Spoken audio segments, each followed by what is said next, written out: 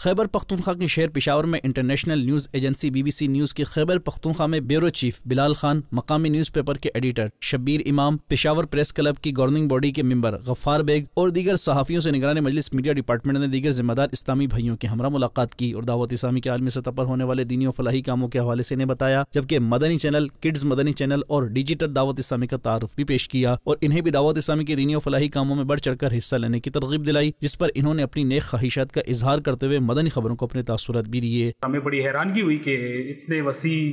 وہ عریض قسم کے وہ کام کر رہے ہیں اور لوگوں کو فلاح و بہبود کے لیے کام کر رہے ہیں، سوچ سے بڑھ کر کام کر رہی ہے۔ ہم ان کے انتہائی مشکور ہیں، انہوں نے ہمیں کچھ کتابیں بھی دیں،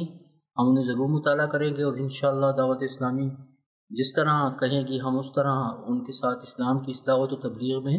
اپنا حصہ ڈالیں گے۔ آخر میں نگران مجلس نے BBC بیورو چیف بلال خان اور دیگر صحافیوں کو عالمی مدنی مرکز فیضان مدینہ اور فیضان مدینہ جوہر ٹاؤن لاہور کا دورہ کرنے کی دعوت بھی پیش کی۔ ادھر خیبر پختونخوا میں ہی شعبہ رابطہ برائے شخصیت کے ذمہ دار نے دیگر اسلامی بھائیوں کے ہمراہ قلعہ ملک طارق اوان میں MPA ملک طارق اوان، سیاسی و سماجی شخصیات اور دیگر اسلامی بھائیوں سے ملاقات کی اور دعوت اسلامی کے مختلف شعبات کا تعارف پیش کرتے ہوئے عالمی سطح پر ہونے والے دینی و فلاحی کاموں کے حوالے سے آگاہی دی، جبکہ 8 مئی کو جناح کنونشن سینٹر اسلام آباد میں دعوت اسلامی کے تحت ہونے والے سنت و برے اجتماع میں شرکت کرنے اور مدنی مرکز فیضان مدینہ اسلام آباد کا وزٹ کرنے کی بھی دعوت پیش کی، جس پر انہوں نے اپنی اچھی نیتوں اور نیک خواہشات کا اظہار بھی کیا۔